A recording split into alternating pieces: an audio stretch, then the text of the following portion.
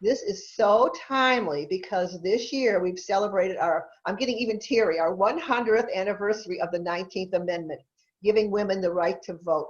And with Ruth Bader Ginsburg just passing too, it just brings everyone even closer to how valuable this amendment was.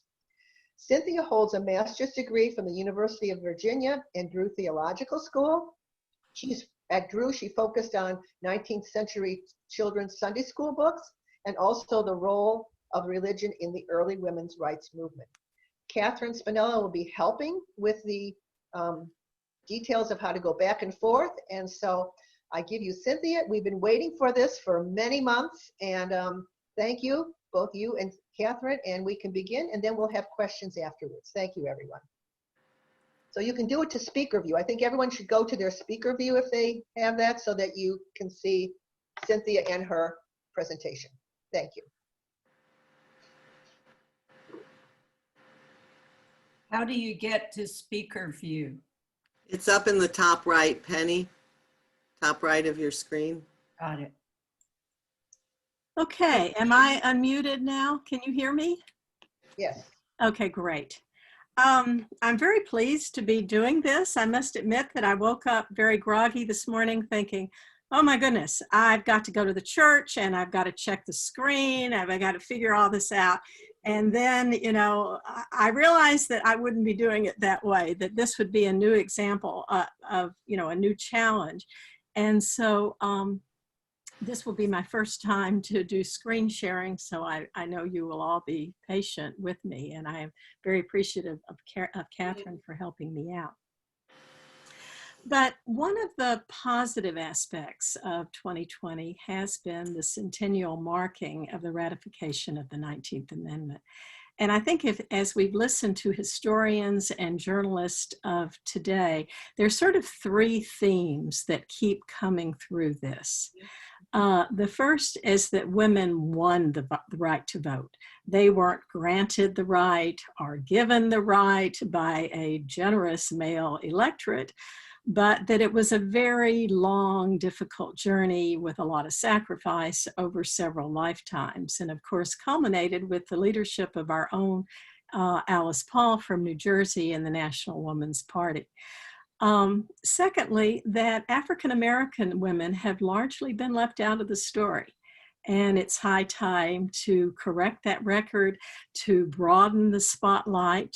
In fact, African-American women were often rather ignored or impeded by their white female counterparts to secure the vote. And while I had hoped to really address this in detail, I will tell you about a new book that has come out on this topic, and it's just come out in the past few weeks. It's called Vanguard: How Black Women Broke Barriers, Won the Vote, and Insisted on Equality for All by Martha Jones. And she talks about how this movement among African Americans started with Jarena Lee, an African American woman also living in New Jersey, who felt the call to preach in 1811 in the African Methodist Episcopal Church. And this author then ends with Stacey Abrams and her efforts to counter voter suppression in Georgia and the rest of the country. And then the third theme that I think that we've heard is that 1920, like 2020, was a time of great division. And indeed, ratification by the 36th state, Tennessee, was only achieved when 24-year-old Harry T. Byrne listened to his mother and cast the deciding vote for ratification. And that final vote was 49 to 47. Obviously, you know, the message there is get out and vote. So my main point here is that we often look at history through the lens of today. In fact, how could we not? And particularly if we follow the old adage that those who don't know their history are doomed to repeat it. But of course, it's never quite that simple. So my work in this field flowed from my work at Drew Seminary, which is Methodist, I became fascinated with 19th century American religious history and looked at the beginnings of the Sunday school movement and the religious lives of women. Particularly, it's important to note that in the 19th century, the Methodist Church was by far the largest of the Protestant denominations. And in 2013, I applied for a grant and received it. It's the Women in Methodist History grant. And the purpose of that was to look at the impact of religion on the early women's rights movement. I really felt and continue to feel that that topic, religion, has been largely ignored or downplayed in the history because for the most part, women in the 19th century were very religious, including many that were involved, that were pioneers in the women's rights movement. So that's why I, undertook this. I spent time in Seneca Falls about a week, interviewing people from the Women's Rights National Historical Park, the town historian, even local Methodist ministers. And then I spent several days in Evanston, Illinois, researching the life and times of Frances Willard, who I'll talk about later. I think today she's almost forgotten as one of the important suffragists, but she played a huge role in the 19th century. Now, the work I've done goes back to the traditional narrative that the women's rights movement was launched in Seneca Falls with the first Women's Rights Convention held over 2 days in July. Again, I will argue, and maybe this is easier in a church group, that religion played a very important role in the lives of many of these 19th century women who were involved. We're going to look at 3 women today, and I'll spend a little time on their biography because I think it informs who they became. We'll look at Lucretia Mott, Elizabeth Cady Stanton, and Frances Willard. And in 2013, I frankly wish I had had the foresight to spend more time looking at the lives of African American women, because indeed their arenas included the Black church probably more than anything else. And I think, I do think that's a topic, maybe for another program. It's a fascinating and important story.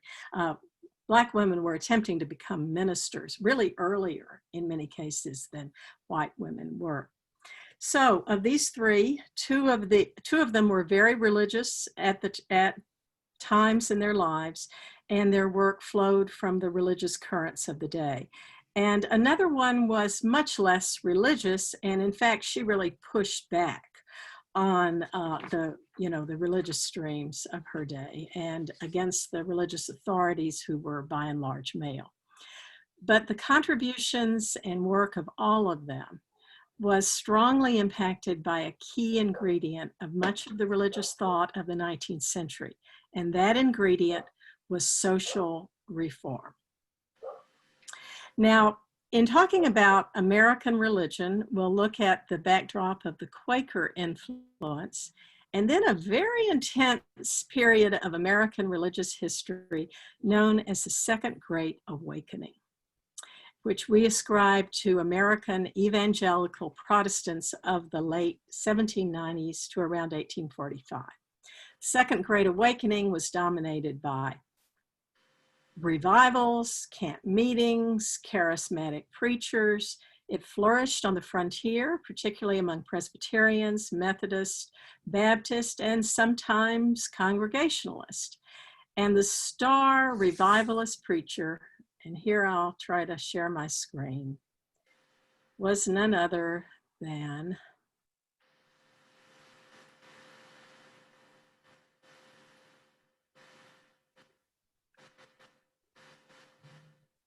yes. Awesome. Are you seeing him? Reverend good. Charles Grandison Finney. And he was evidently an amazing preacher, an amazing leader. And by 1851, he becomes the president of Oberlin College, which was the most progressive college at the time, started in 1833, and the first to admit women and African Americans as students. Finney had been a lawyer by trade, and then he had a very powerful conversion experience in 1821 when he was 29. He was largely self-taught. The books say he was self-taught, kind of like Abraham Lincoln was self-taught. He was well-taught. And he preached and held revivals all over the country, in the cities in the Eastern Seaboard, in the Midwest, but especially in Western New York. And what became very controversial is that women played, and this was unusual, women played crucial roles in his revivals. They prayed aloud. They gave testimony. They helped with the organization. And this was an important opportunity for many women at that time. Finney was known for his sort of revival techniques, sometimes called new measures, that would enhance the results of the revivals. Things like the anxious bench, where people were seated that everyone was praying for, prayer meetings before the revivals. And these measures, these new measures, certainly irked a number of the more traditional ministers of the day, but it was particularly controversial because of the role of women, the very public role of women in these revivals. So Finney, as he preached, the idea that the individual would be converted to the teachings of Jesus, and they would acquire, a new heart. It would often be a very emotional conversion. And as a result, it would lead men and women to organize and lead social reforms. And that's what's important, particularly addressing such moral evils as slavery and alcoholism and poverty. In other words, personal religious faith and enthusiasm were to fuel social engagement with the country's problems. Now, although the Second Great Awakening took place over, let's see, how do I get back here? Took place over many parts of the country. I want to focus on this part of the country. And can you all, I'm seeing everybody's face on the right-hand side. Can you all see the map, or most of the map? Yeah, we can see it, Cynthia. Okay. Yeah. Okay, this is known as the burned over district of New York, and it included towns like Rochester, Utica, Seneca Falls, Waterloo, and it's called the burned over district because the fires of religious zeal flowed over it. The burned over district was home to many Quaker meeting houses. It was home to Joseph Smith, who of course wrote the Book of Mormon based on golden plates he had dug up on his property. There were the Millerites, who believed that Jesus would come again in 1844, and when he didn't come in 1844, a new movement was started that became the Seventh-day Adventist Church. There were religious communes, some that believed in free love and communal property. I mean, this is a place of great sort of fervor and interesting ideas. And that's fueled partly by the fact that the Erie Canal has been built through this area. There's a lot of economic development, generally a lot of prosperity. And I think many historians also believe that Oberlin College, there was a lot of back and forth between the burned over district and Oberlin College, which of course is just west in the Cleveland part of Ohio. And for my story, what's important is that all three of our suffragists had their roots in the burned over district. And as you can tell, I find this sort of fascinating. So if we look at the map of the burned over district, you'll see an abundance of red dots. And these red dots represent anti-slavery churches. And a fact to remember is that many of the discussions of social reforms took place officially and unofficially in the church. In fact, the Women's Rights Convention itself was held. This is a reconstructed version, but this was the Wesleyan Methodist Chapel, and you can visit it. It is a reconstruction, but you can visit it today. And it was held there partly because it was a venue that was very sympathetic to the expansion of human rights. And this church had actually split off from the mainline Methodist denomination in 1843. So Wesleyan Methodists weren't merely anti-slavery, they were abolitionists. And this meant that they would tolerate no support for slavery in the Southern Methodist churches. And as a result, in 1844, the denomination splits into, Methodist North and Methodist West. Methodist South, I mean. But this was the site of the Women's Rights Convention. So with that backdrop of Charles Finney, with the burned over district, all of this sort of religious fervor and anti-slavery sentiment, I'm going to move to our first suffragist, who was Lucretia Mott, and she was the most famous of these early feminists, early suffragists. She lived from 1793 to 1880. And I'm going to go back. Okay, so Lucretia Mott and Elizabeth Cady Stanton, who did live in Seneca Falls in 1848, Mott didn't, had met in 1840, and they had met in London at the Anti-Slavery Convention. And Lucretia was to be a delegate. And Elizabeth Cady kind of went with her husband thinking that they would be seated. But lo and behold, the men at the World Anti-Slavery Convention did not seat any women in 1840. They didn't even seat those who had been sent as delegates. So Lucretia and Elizabeth are staying at the same boarding house. They get to talking about this, and they vow that at some point they're going to have a meeting on women's rights. So in the meantime, Elizabeth Cady, who really is kind of the main mover, or one of the main movers here, moves to Boston. She becomes very involved in the intellectual world in Boston. She knows Thoreau, she knows Emerson, she knows all these folks. And but they decide to make a move to this area of sort of economic prosperity in Seneca Falls in 1847. And Seneca Falls is also home to a lot of Quaker families, and including relatives of Lucretia Mott, who lived in Philadelphia. So what happens is that Lucretia Mott comes up to visit her sister. There's a meeting in early July of 1848, and then they plan this thing that takes place basically 2 weeks later. Now, one of this is an important couple.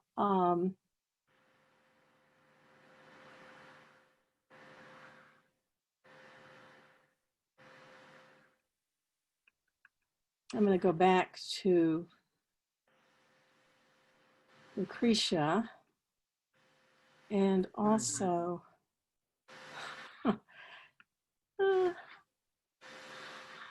let's see, click on her husband. This is Lucretia and James Mott, and he's also one of the men who actually also attended this Women's Rights Convention in Seneca Falls. I guess, again, a little bit of background on Lucretia. She had grown up in a whaling community in Nantucket.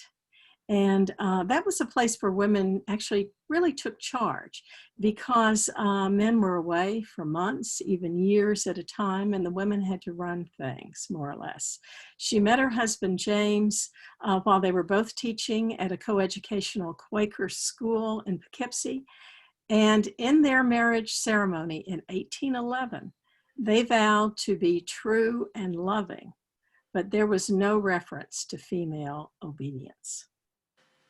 They moved to Philadelphia, where James became a successful merchant and part of the free produce movement, and which of course their followers vowed to not purchase any items that were made under slave labor.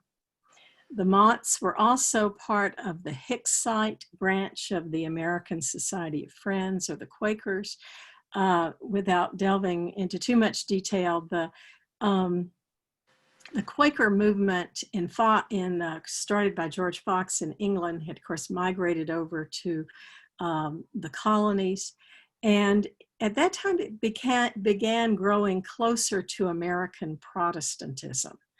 And a number of folks, including a leader by the name of Elias Hicks, were upset with that. And so the Quaker movement split in 1827. And they became part of the more liberal, the Hicksite part of the Quaker movement. And the Hicksite, the Quakers talked about the notion of the inner light. And the leading kind of minister was Elias Hicks. And in trying to think about that and why that's important religiously, this notion of inner light, I found a quote by a Quaker mystic of the 20th century, wonderful writer by the name of Thomas Kelly. And he describes this inner light this way. He wrote that deep within us, there is an amazing inner sanctuary of the soul, a holy place, a divine center. So it's not hard to understand why Quakers get to equality and human rights from that notion of inner light. And that certainly stirs Lucretia Mott. She became a minister in the Quaker tradition in 1821. She was one of the founders of the Philadelphia Anti-Slavery Society, and was active in other causes like temperance, peace, etc. She traveled widely, spoke before promiscuous audiences, which simply meant men and women sitting together. And because she was very conversant in the Bible, she could counter the arguments of these male ministers who cited scripture supporting the subordination of women. Frederick Douglass, who attended this convention, had heard her speak many times, and he noted that whenever or wherever I have listened to her, my heart has always been made better and my spirit raised by her words. So clearly she was a very exceptional choice for chairing this first women's rights convention in Seneca Falls in the burned over district. And she's a very important early mentor to our next suffragist, Elizabeth Cady Stanton. I'm going to show you a picture of her that's a younger picture. And we'll leave the Motts. And there is Elizabeth Cady Stanton with one of her daughters. This was from, I guess, 1856. Elizabeth Cady Stanton was young. She was 32 years old when they decided to have this women's rights convention.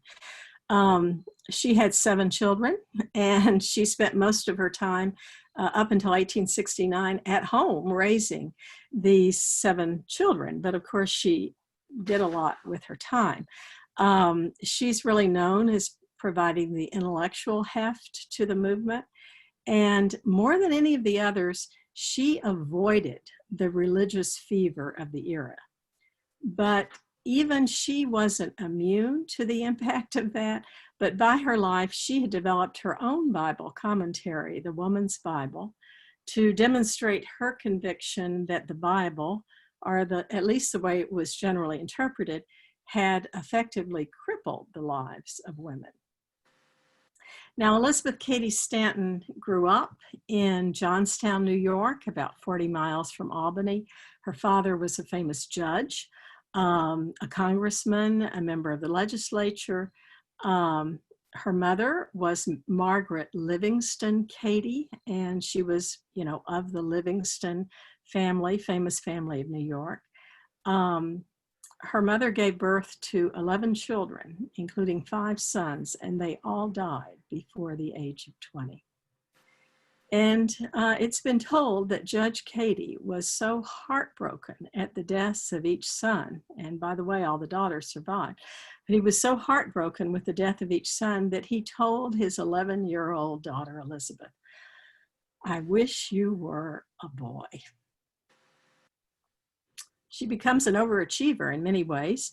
She attended one of the country's best girls' schools, the Troy Female Seminary, later renamed the Emma Willard School.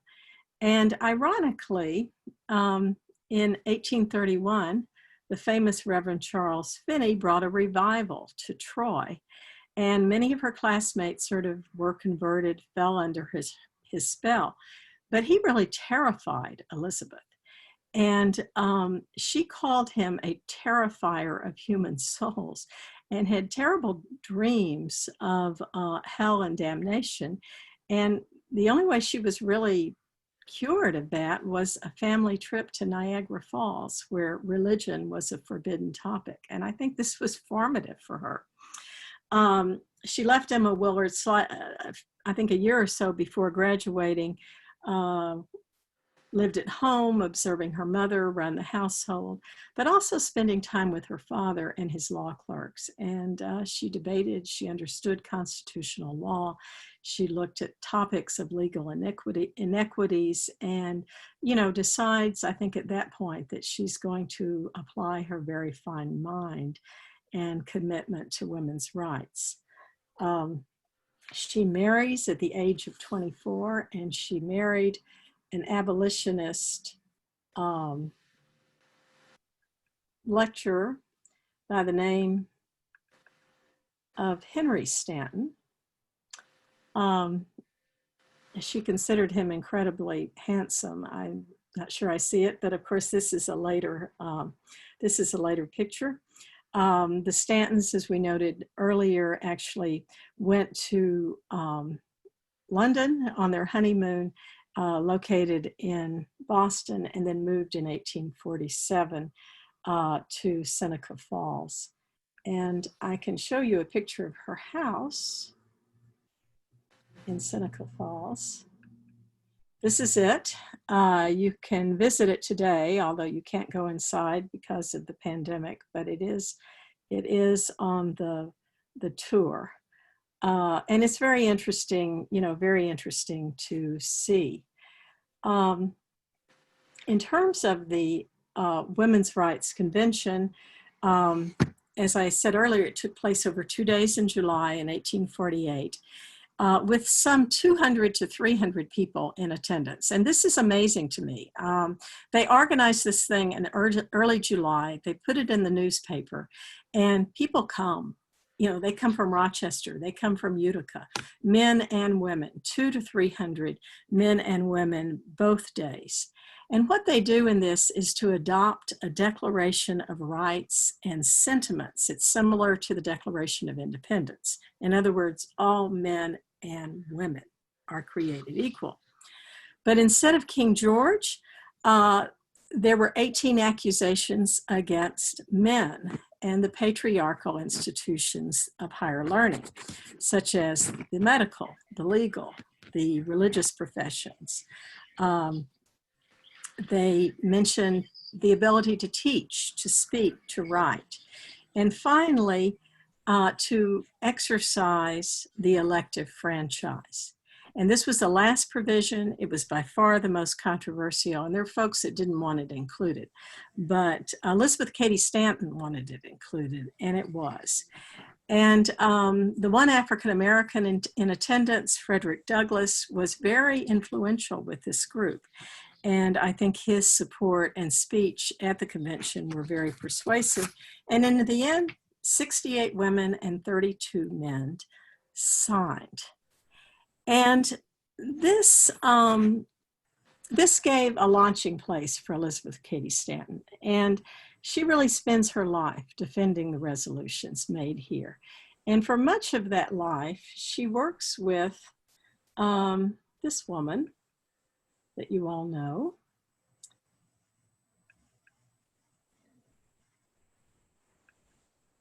She works with Susan B. Anthony. And of course, this is a much later picture of Susan B. Anthony. And in general, particularly in her childbearing years, Elizabeth Cady Stanton does a lot of the speech writing for Susan B. Anthony. Susan B. Anthony also grew up in the burned over district. She was from Rochester, and she goes on many speaking tours, and they work together.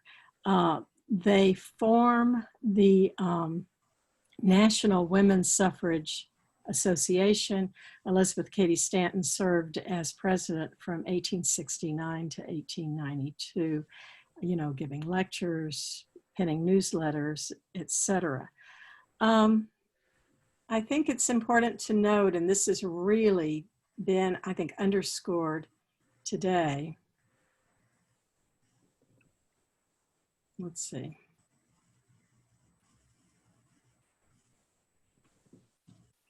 Are you seeing me? Yes. Okay, I'm seeing different things, but that's all right. She was elitist. She was furious that women were left out of the post-civil rights amendments. And she makes statements that are rather racist when you read them.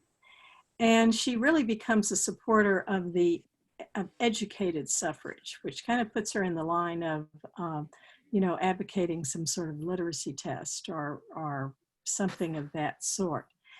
And because her reputation has taken quite a hit in recent years, John and I were in New York, in this part of New York, really just last week, and we took a trip back to Seneca Falls, and I was just really very interested in seeing, you know, what they did with that, because she's really the star of Seneca Falls and this convention.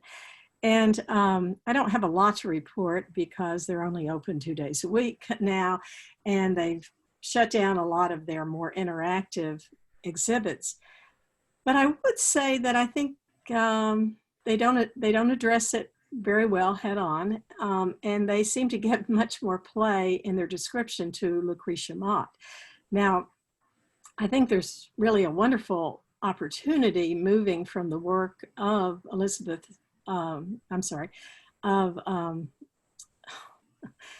of Ginsburg, who of course died last Friday, who was such a champion and interpreter of women's rights. And of course, ironically, RBG has taken the Equal Protection Clause of the 14th Amendment, which, you know, Elizabeth Cady Stanton was so incensed about it that it left out women, but she has used that Equal Protection Clause in her legal argument to expand women's rights. And I think that might be a way for Seneca Falls to go in dealing with, you know, really the, you know, reaction that's occurred and providing a fuller description. But Elizabeth Cady Stanton's elitist and oft-considered racist views led to a division within the suffrage movement. And so you had two sort of competing organizations. And she continued her longstanding crusade against the Bible, which she said was a book which teaches that women brought sin and death into the world, and it shames women. And so that led her to develop her own women's Bible of biblical criticism. And she wrote this in 1885 toward the end of her life, along with her autobiography, 80 Years and More. By the way, if you were a woman in the 19th century, if you wanted to be remembered, you sort of wrote your own autobiography. And that's who we know the most about. For the most part, her sister suffragists denounced the Woman's Bible, and her own suffrage organization voted 53-41 against this work. But in my opinion, I think it speaks to the impact that religion had on women in the Victorian era that Elizabeth Cady Stanton was so determined to write this commentary, and even that suffragists were intent on denouncing it, because women flocked to congregations during this time. In the 1905 census, it was shown that attendance at mainline Protestant churches, 2/3 were women, and they were in organizing and leadership roles, except at the top in the ministerial position. So if you examine the Woman's Bible, Elizabeth Cady Stanton's wit and sarcasm abound. The book of Genesis and Eve's responsibility for the onset of original sin, and the letters of Paul arguing for the silence and submission of women receive her strongest attacks. While Jesus actually comes out looking pretty good. He's depicted as a true radical of his day, relating well to women and applying the same moral code to husbands and wives. Now, if you will indulge me, I would love to read a couple of paragraphs from this, because I think it really gives you an idea of what she's trying to say and where she's going with this. And so the passage I want to read from you, and it's not very long, is if you remember Rebecca at the well. Abraham has sent servants to find a suitable bride for his son Isaac. And so he goes off and, he finds Rebecca. Not only does she give water to the men, but also to their camels. So this is Elizabeth Cady Stanton's take on this. It has furnished the subject for some charming pictures that decorate the galleries in the Old World and the New. Rebecca at the well has been immortalized both on canvas and in marble. Women as milkmaids and drawers of water with pails and pitchers on their heads are always artistic and far more attractive to men than those with votes in their hands at the polling booths, are as queens ruling over the destiny of nations. In fact, as soon as man left paradise, he began by degrees to roll off his shoulders all he could of his curse and place it on women. Why did not Laban and Bethuel draw the water for the household and cattle? Scott says that Eleazar had attendants with him who might have saved Rebecca the labor of drawing water for 10 camels. But he would not interfere because he wished to see whether she possessed the virtues of industry, affability, and cheerfulness in being serviceable and hospitable. It was certainly a good taste of her patience and humility to draw water for an hour with a dozen men looking on at their ease and none offering help. The Rebeccas of 1895 would have promptly summoned the spectators to share their labors, even at the risk of sacrificing a desirable matrimonial alliance. The virtue of self-sacrifice has its wise limitations. Though it is most commendable to serve our fellow beings, yet woman's first duty is to herself, to develop all her own powers and possibilities, that she may better guide and serve the next generation. So I think that gives you a little bit of an idea about Elizabeth Cady Stanton's writing and how she pushes back really on the religiosity of the period.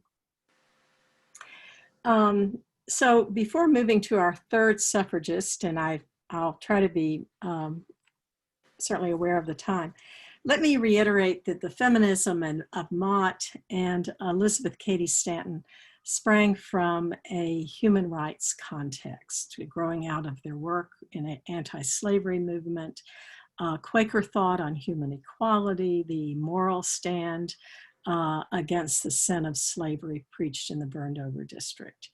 And yet they often cross swords with men who use the church and the Bible to silence or circumscribe their lives. They were the radical women they were few in number, and they were viewed really by men and many women as being radical.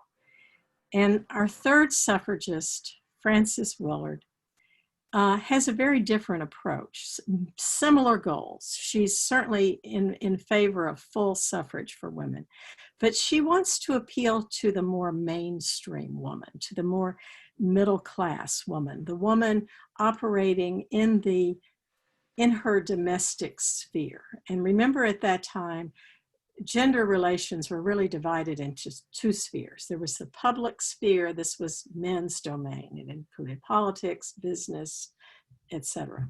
And the domestic sphere, and that's women's domain. And of course, it's the household and the mothering and the children, but it's also education. And there's a certain moral obligation, that a moral authority that's given to women. So Frances Willard develops a very powerful organization that supports women who are working and thinking of themselves primarily within that domestic sphere. Sort of a different approach, some similar goals. And so let me get us to Frances Willard. I have to admit, this woman really does fascinate me. She was also born in the burned over district in Churchville, New York, very close to Rochester. She lived from 1839 to 1898. Her mother had been a teacher, her father a farmer, and he also had a powerful religious experience and took the family to Oberlin, where he studied for the ministry. His wife was able to take courses at Oberlin as well, and they became acquainted with people like Lucy Stone, Antoinette Brown, and of course, Charles Finney.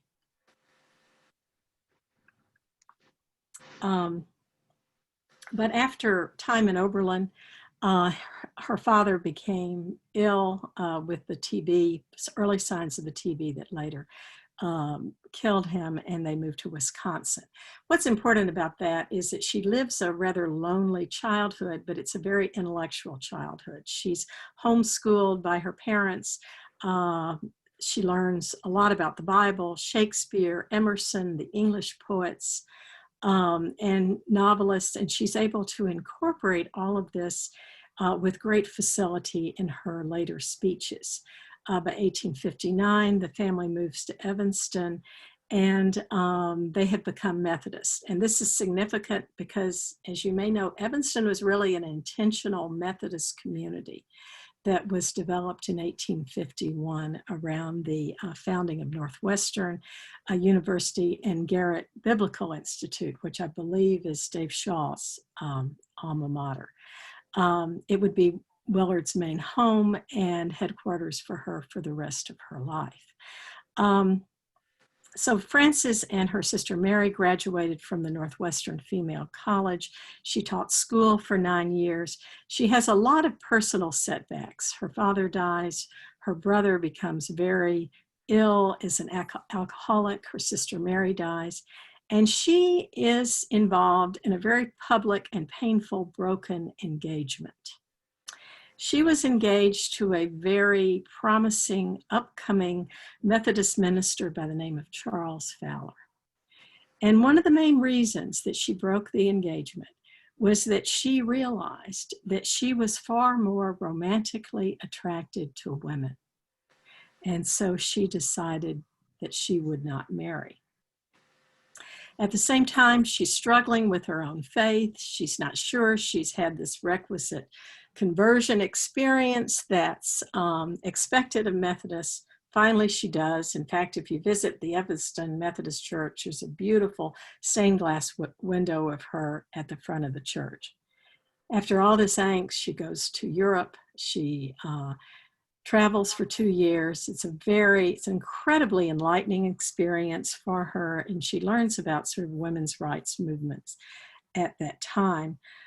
She comes back in 1871, again to Evanston, and she's offered the presidency of the Evanston Ladies College. She's viewed as our first female college president. It had 236 students. It was kind of a hybrid model, I guess, in terms of female education, and then also some coeducational classes with Northwestern. It doesn't go all that well, however, for her, because she has serious clashes with the male president of Northwestern, who is, guess what, none other than Charles Fowler, the same man that she had spurned years earlier, her former fiance. And so she leaves this. It's a somewhat humiliating experience for her. And so now she's ready for a new challenge, and she finds it. Alcohol and alcoholism was really right up there as slavery, as societal ills that churches and revivalists railed against. And while that can seem somewhat Victorian to us today, in fact, drinking was a serious problem. And there was really no regulation of alcohol in terms of the sale of it, age of buying, etc.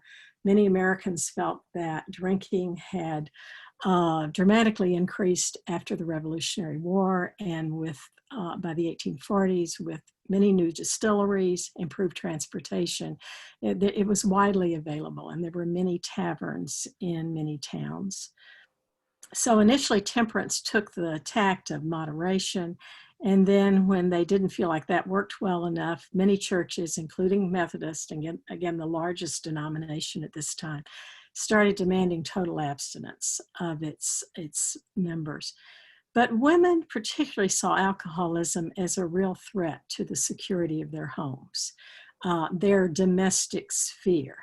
You can imagine the threat to jobs, the problems of domestic violence, child abuse. So temperance becomes a women's issue. It's an issue for Susan B. Anthony, for Elizabeth Cady Stanton, Amelia Bloomer, who was a temperance advocate, started the fashion of the Bloomers, etc. And so all this converges in 1874 for Frances Willard, who sees a very amazing crusade. And these crusades were quite visible, and women were definitely in the streets. They marched in the streets, they marched into the saloons, they sang hymns, and they refused to leave these saloons until the proprietors either called the police to get them out, or they would actually sign these abstinence pledges. So in short, it was a movement fueled by female rage and the effect alcohol was having on their homes and families. And the most effective organizing group was the Women's Christian Temperance Union. So in 1874, Frances Willard sees her calls, sees her opportunity, and she immediately gets involved. Almost immediately, she's president of the Chicago Women's Temperance Union. She's an officer of the National. And by 1879, she's become president of the National Organization, which was a position she held for some 20 years. Maybe a couple more pictures on this. Their parades, their banners, I gather, were really amazing. There's some pictures. You see the banners from the parades at the top: for God and home and native land. This is the kind of color and drama, I guess, of these women's temperance.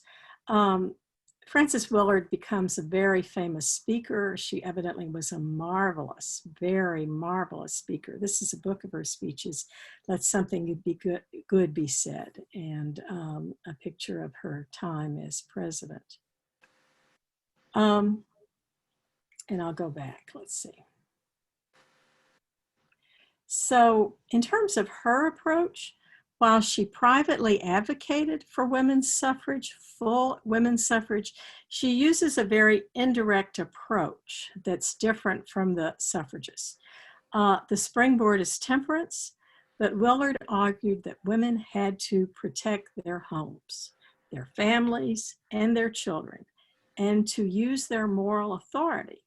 and that moral authority would be best protected and used by a woman's ballot, and especially a ballot directed toward alcohol. There were local options, elections, etc. So Willard starts talking about, let's give, if you're not giving women the total right to vote, let's give them the vote in the municipal elections. Hey, how about the school board elections? And so this becomes a more gradualist kind of municipal to state, and then, finally a national approach. So home protection becomes the rallying cry of the Women's Christian Temperance Union. And it brings a lot of middle-class women into the movement that become very involved in attempting to get the vote for this purpose. She is good as a speaker in embellishing the movement with sort of the religious fervor. She speaks of God and home and native land, and these women loved her. She was a rock star in her age. And today, if you are in Evanston, you can visit her home. This is a picture of a postcard, Rest Cottage, which served as the headquarters for the Women's Christian Temperance Union. And it's sort of they have a historical society there. So anyway, she's involved in many other movements. She promotes doing everything, such as public education, improving prisons, raising the age of consent and marriage, which was generally about age 10 at that time. And toward the end of her life, she was also in the labor movement, arguing for better wages, shorter work hours, and improved conditions for workers. She wrote many books, many autobiographical books. The most controversial was Woman in the Pulpit, and where she argued, of course, that women should be granted full ministerial rights. A lot of people, historians, have sort of likened the WCTU as sort of a woman's church. And while she knew Susan B. Anthony and she knew Elizabeth Cady Stanton, they stayed away from her, particularly toward the end. Her movement was too conservative, too religious, and too prone to trigger the opposition of the liquor establishment. But when she died very suddenly in New York City. And her funeral, her coffin was put on a train, and the train, moved to Evanston. And supposedly the numbers that lined the tracks, it was an amazing turnout of mourners, primarily female mourners, because the WCTU had grown to a membership of 500,000 women. African-American women and white women were involved in these different chapters. It was the largest of the women's organizations in the United States, and it was 10 times the size of the two suffrage associations.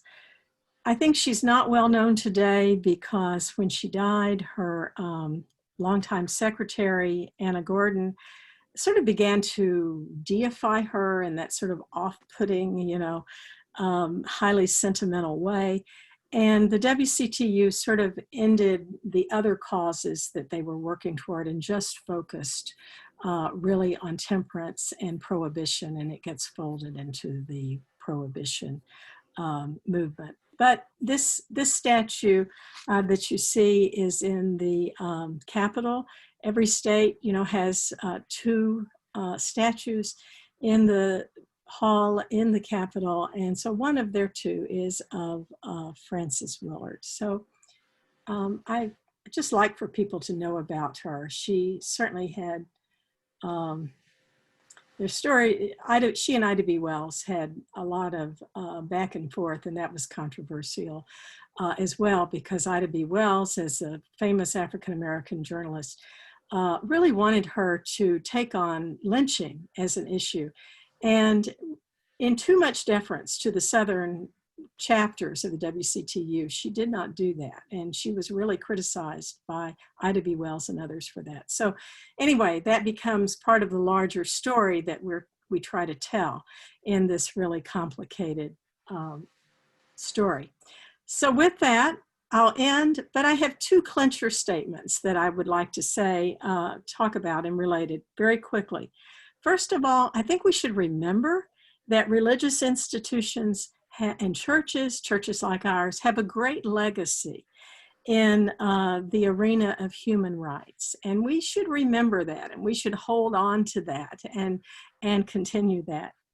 And then finally, in going back to my first statement about how suffrage was really a fight to be won, I think we're in a period of history that we're going to have to fight for fair elections and fight against voter suppression. And so I leave you with those two thoughts about this period. And thank you very much. Thank you, Cynthia. Thank you so much. So much enlightening information and promise for the world to come if we continue to help with this fight. So thank you so much. Thank you. Does anyone have some questions? You can either raise your hand